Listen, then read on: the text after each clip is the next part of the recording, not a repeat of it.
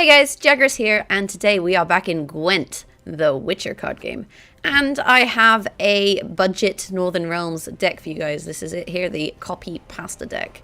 And I feel like with Northern Realms, initially they kind of seem like a weird deck to play because of their faction ability. The faction ability means like every time you play a gold card, it's stronger.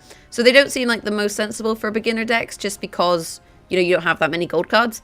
But if you kind of ignore the faction ability, you can actually make a pretty fun to play deck, which we have here, the copy pasta deck. And the reason it's called the copy pasta deck is because we're running Foltest. Choose a bronze unit on your side of the battlefield, spawn an exact copy on the same row. So we can use him to basically duplicate any of our cards.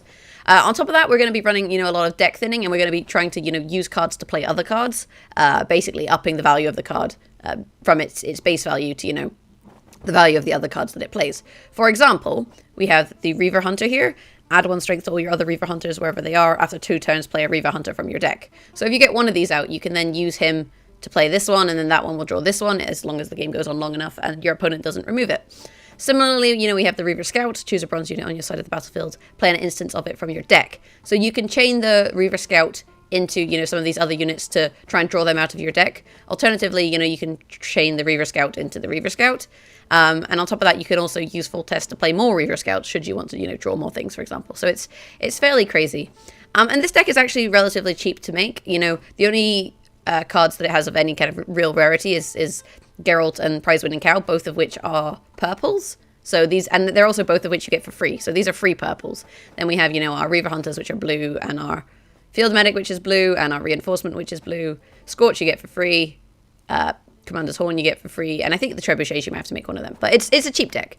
On top of that, we have Field Medics, which will resurrect some of these units that we can then use to duplicate should we need to. We have Blue Stripe Commandos, which add 2 strength to all your other Blue Stripe Commandos. So you play one of these, the other ones get stronger. This is a good option for duplicating or for drawing out with your Reaver Scouts. We have Blue Stripe Scouts, which add strength to your unit so you can become stronger. Then we have Reinforcements, which plays all instances from your deck of a bronze unit, e.g. the Blue Stripe Commando. We have Scorch for removal. We have First Light because this deck is kind of awkward going into weather, so we need to make sure we've got lots of weather removal should we match into monsters, which is very common, especially early on in the game. Lots of people running weather decks. I mean, you saw my basic weather deck last week. And then Commander's Horn, because just tooting and making your guy stronger is always good. Anyway, let's jump into a game, and I'll try and show you guys this deck in action. Crush those vermin! Close ranks! Okay, so as you can see here, we're going into the Foltest mirror. In this case, because we're going against Northern Realms, if you find First Lights, you definitely want to mulligan them. On top of that, I like to mulligan, so I have like about 1 of each card in my hand. Having multiple Reaver Scouts, not useful. Blue Stripe Commandos, they're okay, but you can normally, pull them out with Reinforcements. And we'll also mulligan the Reaver Scout. Not the greatest of hands starting off. I mean, it would have been nice to find Geralt, but it's not the end of the world. So we're going to open with a Trebuchet. Trebuchets deal damage, every 3 turns to your opponent. So it's kind of nice in that they have to deal with it. He's played Stennis, which he gives to me in order to play a card, like to pick a card. So maybe he's going for a very specific strategy, I guess. We'll put our Reaver Hunter out, and then now that we have this much strength going on, it's actually in a great position to pass. Well, it would have been if he hadn't shot my unit, which wasn't very kind of him. In fact, it was so unkind we might just bring it back. And I think we're actually in a really nice position here then to pass. I mean, we did play our Field Medic, which may cost us, but he really doesn't want us to play the Reaver Hunters. Unfortunately, the Trebuchets aren't shooting anything. I think we just pass here. He's got to catch 16 strength. This should give us card advantage going into the next round. If he really doesn't want us to have specific cards out, then he doesn't want us to have specific cards out. We could have full tested the Field Medic and brought the Reaver Hunter back, but ultimately it feels like a bit of a waste of time. Okay, that was a strange strategy. He must have, maybe plans to go all in. That is an okay draw. Geralt is really nice.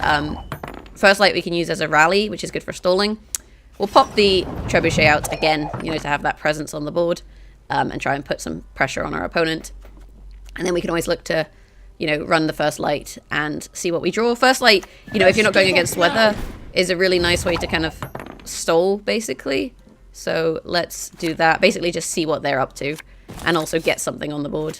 And you can see we got a blue stripe scout.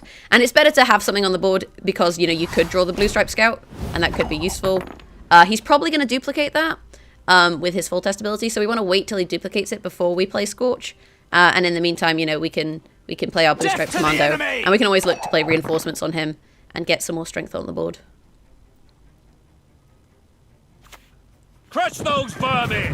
And there you go. Predictable enemy is... Oh, bugger. I forgot about the... I always forget about the trebuchet. It always fucks up my Scorch. I was going to say predictable enemy is predictable, but it didn't quite work out.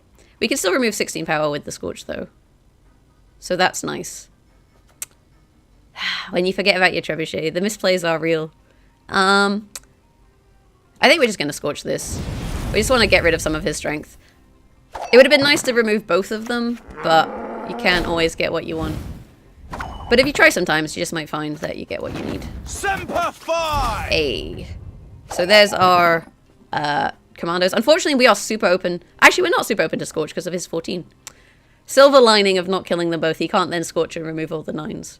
They're fairly open to something like an Igni, though. And, you know, if he has an Igni, then what can we do? What can we do? I think we can be quite aggressive this round, to be honest.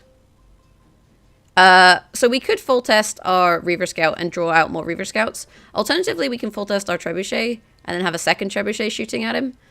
And like training your Reaver Scouts with the Foltest is nice because you can play a Reaver Scout, copy something, then play the Foltest on the Reaver Scout, use the Reaver Scout to copy the Reaver Scout and go from there.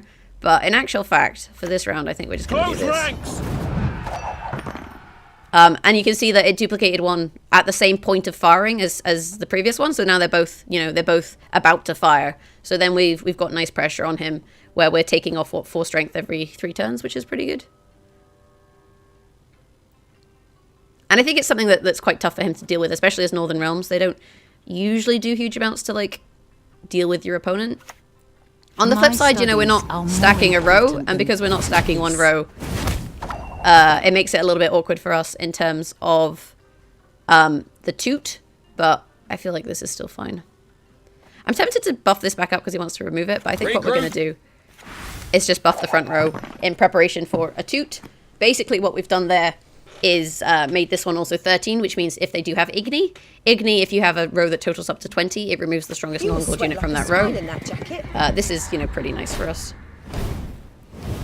I feel like, all in all, though, this is a pretty good position that we could go 2-0. What we're going to do next is we're going to Reaver Scout. I told you so, and Reaver Scout, you play something that you have in your deck. We don't have any more of these in the deck or these, but then we can play another Blue Stripe Scout. And we will buff this one.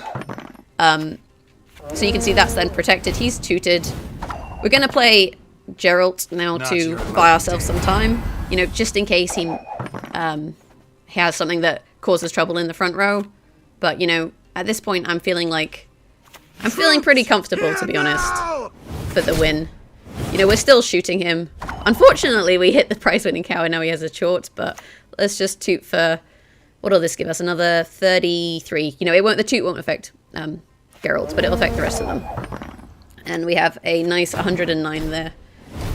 So he needs to catch quite a lot with one card, and I don't think he's got it, unfortunately. It's war. Severed limbs. Okay, there's Shani. He's going to resurrect something. He resurrected his prize-winning cow. I guess he just didn't have what he needed. And that's us winning 2-0, which is pretty nice. Seems pretty good. Hey, and we got a good GG, send GG. Okay, I think what we're going to do is queue up again. And I'll try and find, you know, not a Foltest so I can show you how to play this deck against other opponents, basically. So let's do that. Onward! Attack! Okay, so as you can probably see, we're going up against monsters, which is really nice when you start with 2 first lights in your hand. We would be mulliganing here for those first lights. On top of this, I like to try and, you know, have more or less one of each unit in my hand, because we can use stuff like the Reaver Scout to draw units. The Reaver Hunters, they draw each other. You never want to keep all of them. And similarly, like with the Blue Stripe Scouts, you know, we're not going to need all of them because we can pull them out later on. And this gives us also more chance of drawing our silver cards. As you can see, we're just replacing bronzes with silvers, which seems like a pretty good option. Okay, so we have more or less here what is one of my favorite opening hands with this deck, which is putting out the Trebuchet, putting out the Reaver Hunters, putting out Geralt, and then passing. Because the Trebuchet, as time goes on, is going to start damaging your opponent. The Reaver Scout, as time goes on, is going to start, pulling out more... Sorry, Reaver Hunters is going to start pulling out more Reaver Hunters. And Geralt is just powerful. So it's a tricky option for them to chase. And maybe he's doing a big monster deck. Fiend is not weather immune. So I think what we're going to do here first is open with the Trebuchet. As you can see, get that on the board. We can actually Scorch these to remove them. So I'm not too worried about him having those out, should we choose to do that. Let's go. We're just going to continue with getting ourselves some time. The longer the round goes on, the more damage we're going to end up doing. And a Foglet. So we could Scorch here and wipe 16 off him, but I'm just going to do the opening I told you I was going to do. We're up on 21 here.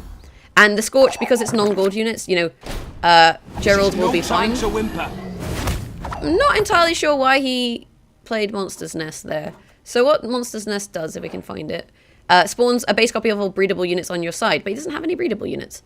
Unfortunately for us here, you'll notice that, because the Trebuchet hit the Fiend, we can't Scorch them both. We do have 9 strength advantage, though. So I think at this point, we're just going to pass and try and force him to catch us. It seems like a good option. We have card advantage as well. So then going into the next round, we should be in a pretty peachy position. The one other thing you could have done is played the prize-winning cow. But it's okay to play that on the second turn. Ugh, they're all dead. So you saw him play their Epidemic. Epidemic basically is the opposite of Scorch. It destroys the weakest units on the board. So you can clear all of the weakest units. He's kept a Fiend, which is annoying, but not the end of the world. And there's our Reaver Scout and our Medic. So we can use our Medic to pull up either a Trebuchet or a Reaver Hunter. And either of those is actually a good pull. So let's do that. You must sweat like a swine in that jacket. Okay, we got a Trebuchet. That's nice. The other thing that's nice about the Trebuchet is we can Reaver Scout the Trebuchet and get a second one out. Alternatively, we could Reaver Scout the Medic and pull out the...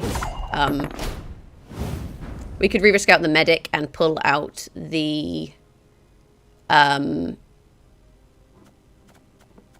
Reaver Hunter. I think what we'll do is we'll play the Chort. We want to get this out anyway.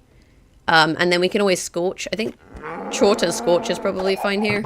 He is going to keep 8 strength going into the next round, but on the flip side, we're going to have 9 from the Chort, so it would be even Stevens. And also in terms of cards, we're not going to be at too much of a disadvantage. So I'm pretty okay with this strategy. And we win. And then that also gets shot, which then means that he's keeping a weaker unit, which is always nice. So he's keeping a 6 and I'm keeping a 9. We have the same number of cards, and I have 2 First Lights. And the thing with First Lights is if he doesn't play Weather, we can use them for Rally and just to pull cards out of our deck. Unfortunately for us, we got another Blue Stripe Commando, which is annoying because we don't ideally want both of those, but not the end of the world. You'll notice his effect when you play him. Other things get stronger. So now we have that. He does have his ability to make everything a 6. I think what we'll do is we'll play this Blue Stripe Commando as well. So then that's him out as well. And they're being protected from Scorch by the Chort. What is this? Set strength to that of an opposing non-gold unit. I've never seen that card before. He's lucky I have strong units out. So what we're going to do here, we're going to Reaver Scout. Actually, no, we're not. We're going to Blue Stripe Scout the Blue Stripe Commando. And in doing that, now my Blue Stripe Commandos don't have the same strength. And that's really, really... Well, it was really, really useful until he played Frost. We're just going to pop a Clear Skies here. It buys us some time. And it also baits out more weather if he happens to have it. A Lacerate would be really nice on this row, but we don't have that, unfortunately. And if he sets this row to 6, which he's going to do, it's pretty nasty. If he has Commander's Horn as well, that's where things start to get a bit awkward. Okay, so we can Reaver Scout the Blue Stripe Scout. I think we do that. I told you so, you idiot. So we Reaver Scout the Blue Stripe Scout. Regroup. We pull one out of those, and we then buff our Blue Stripe Commando, okay?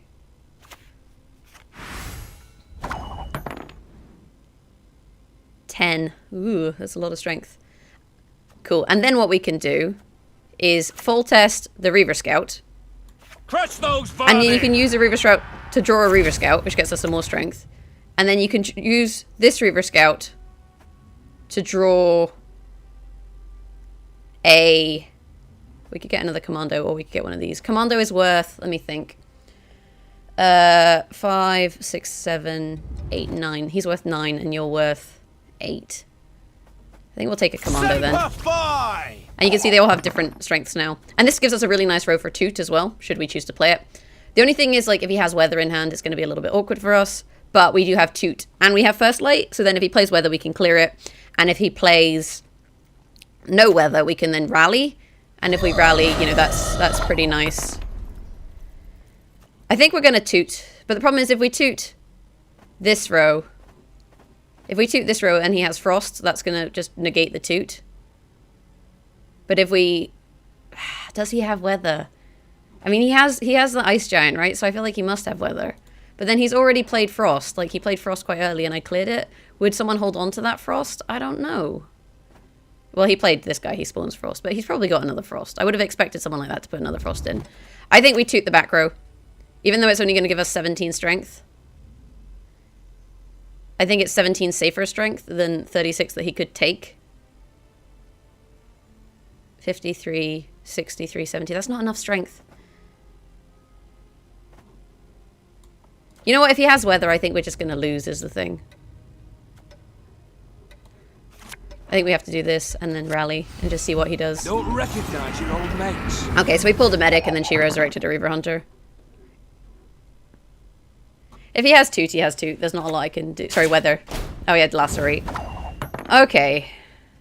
So I guess he maybe doesn't have Weather. We can get 24 out of this, which will put us on 69. It's still not enough. We still don't quite have enough points, unfortunately.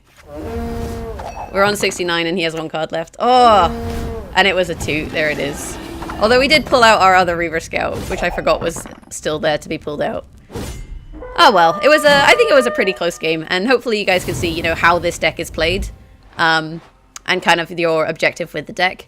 You know, it's a pretty fun deck to play, and I think it is a pretty competitive deck. It's just unfortunate that, you know, we're not running that much clear, so, you know, maybe you want to put like a Lacerate or something in here to counter those sorts of strategies. This deck is more about playing your own cards than it is about interacting with your opponent.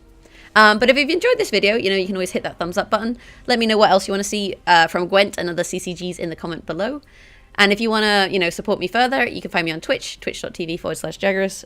You could always go check that out. And on Twitter @Jagras. Beyond that, have a great day. Thanks for watching, and I'll catch you guys in the next one. And Vas Del Toro is an asshole because he doesn't send a GG. Bastard. Bye.